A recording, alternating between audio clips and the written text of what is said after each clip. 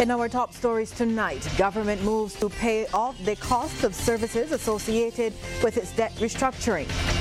The money laundering trial of former government minister Donville Innes could wrap up this week. More players getting involved in the National Tree Planting Initiative. And coming up in sports, local owners acquire 4 imported horses for the Sandy Lane Gold Cup.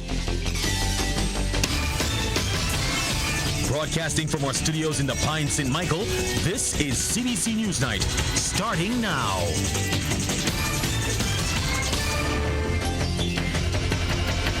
Very good evening to you. I'm Lisa Broom. Thanks for joining us.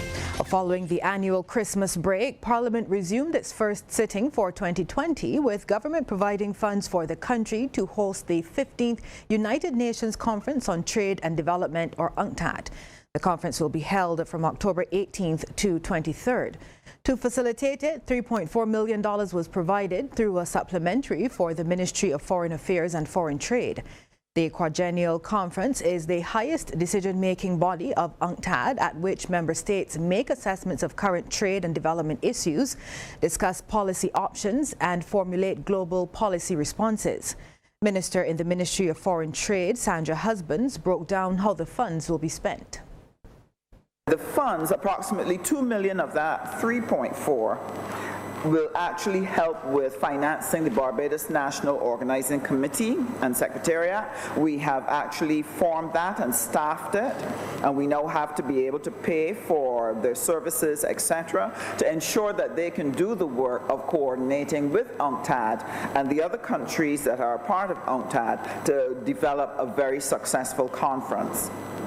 It also will pay for the work of the Global Commission, the Global Commissioners, bringing them together, the development of the position papers, and the development and presentation of the final document that will be submitted to UNCTAD 15 conference.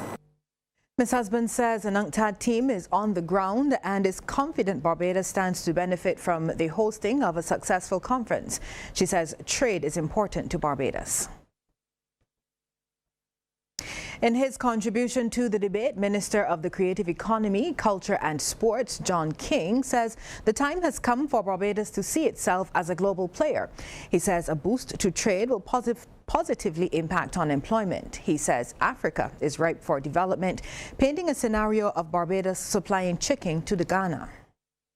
This, sir, is what the creative economy is all about.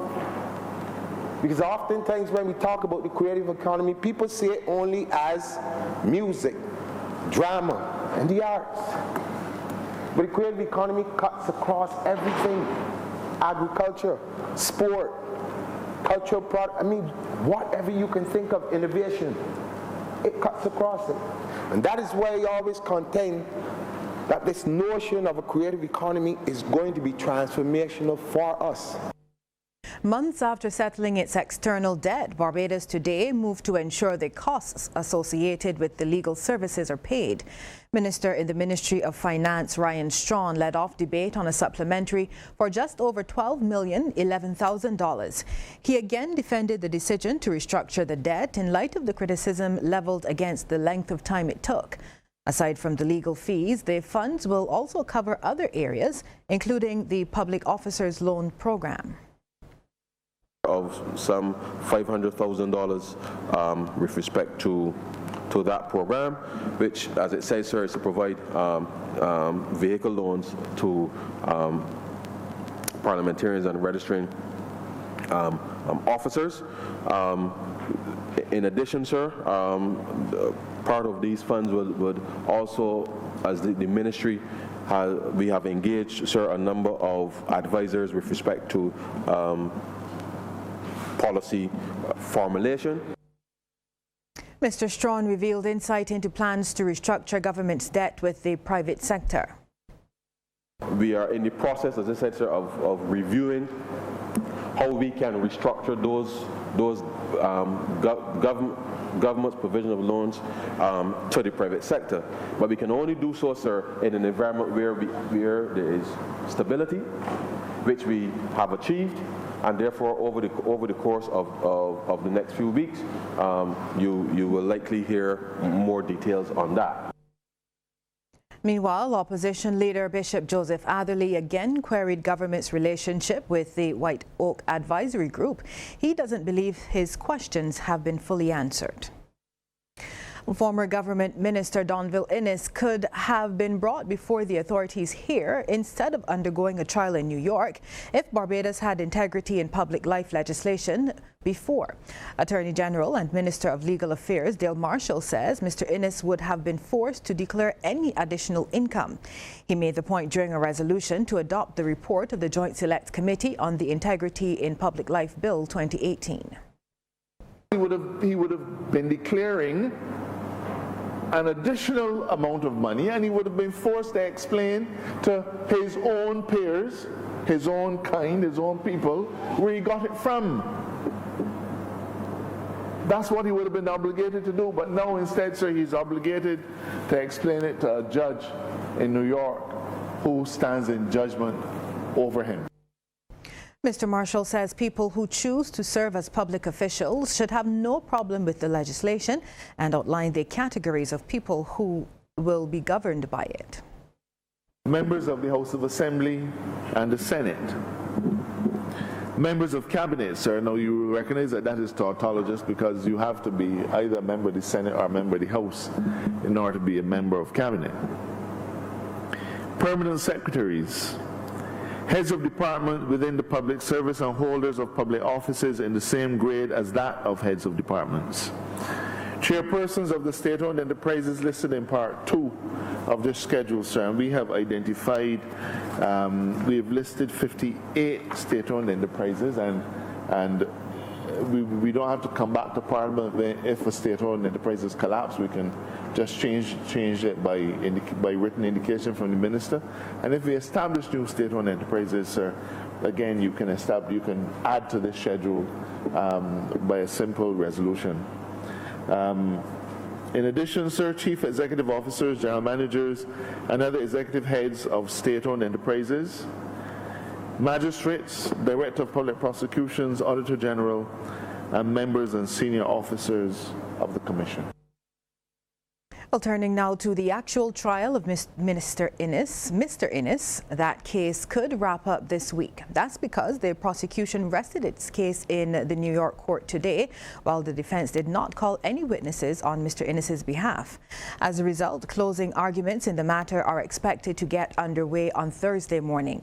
When the trial got underway yesterday, the prosecution called 5 witnesses that included the current CEO of BF&M, and chairman of the board of the Insurance Corporation of Barbados Limited, or ICBL, John White, vice president and financial controller of BF&M, Gloria Ledger, deputy CEO of ICBL, Goulburn Allen, former chief financial officer of ICBL, Kimante Miller, and FBI special agent Stephanie Krug. More prosecution witnesses took the stand today. Now, you may recall that Mr. Innes is accused of accepting bribes in 2015 and 2016 when he was a public official. According to the indictment, between August 2015 and April 2016, Innes is alleged to have engaged in a scheme to accept approximately $36,000 in bribes from then high-level executives of the Insurance Corporation of Barbados and laundered that money through the United States. The Democratic Labour Party is keeping a close eye on the trial of party member and former government minister Donville Innes, who, as you just heard, is accused of money laundering in the United States. President of the DLP, Verla de Pisa, says, like everyone else, they are waiting to see the evidence presented and what the verdict will be. While pointing out that it was just day 2, Ms. de Pisa did, however, make the party's no-nonsense position on certain matters clear. I am not privy to any of the evidence, so I am not calling it one way or yet the other at this stage, but we are watchful, we are keeping a close eye on it, but the general statement to be made is, like everyone else, we do not endorse fraud, abuse of power, or the breaking of the law in any form or fashion.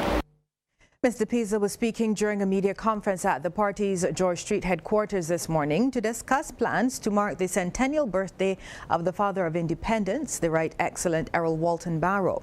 She says the week of activities will start this Sunday with a church service at the St. Lucie Parish Church, and a major highlight will be a legacy bus tour on Errol Barrow Day.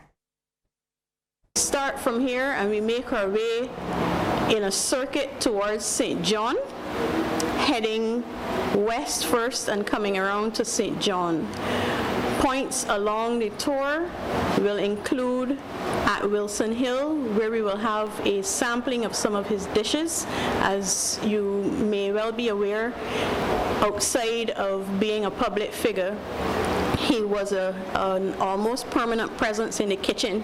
He loved to cook, he loved to share what he cooked, and he went so far as to compile a cookbook.